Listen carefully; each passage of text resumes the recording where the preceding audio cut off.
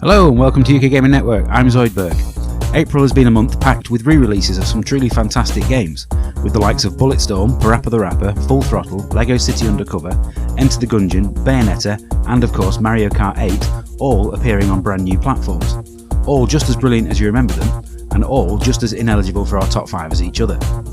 We want new games in our list, and between everyone talking about Project Scorpio and new Star Wars Battlefront and Call of Duty trailers, there have been more than enough brand new titles this month for us to assess. With such a packed schedule, there have been a few games we've not managed to play yet, or in the case of Outlast 2, don't want to play, and therefore they've been left out too. Dawn of War 3 fans, we apologise. As always, early access, betas and preview releases are not included. Number 5. For the first time in years, I felt like I was home. For a game that seems all about death, What Remains of Edith Finch is surprisingly not depressing. You take on the role of the last remaining member of the Finch clan, who returns to her family home for the first time in years, with the aim of uncovering its mysteries. And what a house it is! The Unreal Engine has been used to terrific effect, and the level of detail that's gone into the environment is incredible. It makes you want to look at even the most minute detail, and doing so will give you great insight into the eccentricities of the family. Finding your way into each sibling's bedroom through the house's many secret passages and crawl spaces is only half the game. There are small playable interludes into how each family member met their demise. Whether tragic, moving or mysterious, each one is completely different. One features a child's imagined ability to morph into various animals, whereas another is brilliantly told through the panels of a comic book. There's a level of invention and intelligence in the storytelling here that few games can ever achieve. Every Finch who ever lived is buried somewhere in the library. Number 4.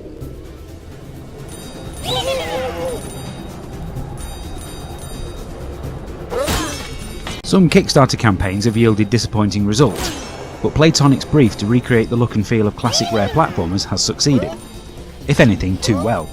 Ukulele is a bit too much like Banjo-Kazooie, the N64 classic that is the spiritual successor to. Some of the same flaws that were present in 1998, like a dodgy camera, and unskippable dialogue that isn't quite as funny as it thinks it is, are still present here. But just as it was then, none of these faults are enough to distract from the sheer joy of everything else. The familiar rare magic is present in the character design and animation. Each beautiful themed world is packed with enough collectibles, secrets and Easter eggs to keep you playing for hours, and it's all accompanied by an excellent score from ex-Rare musician David Wise, who also did last month's Snake Pass. You'll be whistling these tunes for weeks. If all games were made with the same care and attention as Ukulele, the world would be a better place.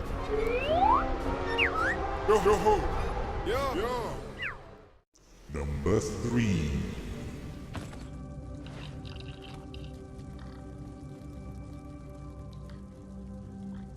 Small children in peril navigating a dark, foreboding world has become a common theme in gaming, and Little Nightmares is quite possibly the best and creepiest one yet.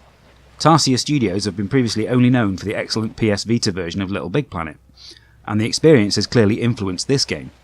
Unlike other similar games, such as Limbo and Never Alone, this is a fully 3D platformer, meaning you get to use the entire environment in your bid to survive.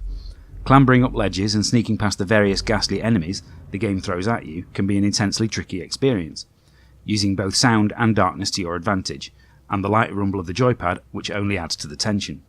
There's a good even split between platform puzzling and stealth sections that prevent things from ever getting boring.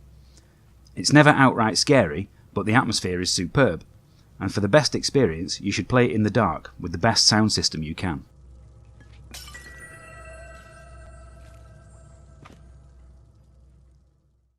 Number 2.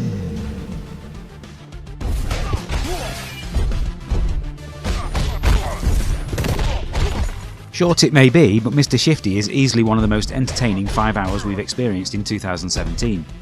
Looking a bit like Hotline Miami, and featuring the same style of fast action gameplay, although without any of the sadistic ickiness, this is another quality indie game in the short life of the Switch. The story may be full of cliché, but it's executed with flair, and the ability to shift through walls in and out of danger adds a brilliant spin to the gameplay. You'll feel like X-Men's Nightcrawler as you take guards by surprise, knock them through a plate glass window, and disappear as quickly as you arrived. There are 18 levels to fight through, and the latter stages fill the screen with so many guards that an element of forward planning and strategy is required if you are to survive. Score challenge and leaderboards add greatly to the overall package and provide you with more than enough reason to return and improve your performance.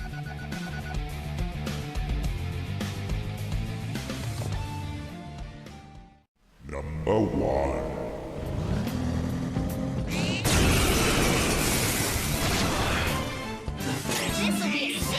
The Persona series isn't easy to explain to a newbie unless you can accept the weirdness that comes from a Japanese title. This is a JRPG that has been polished so much that diamonds are dull in comparison.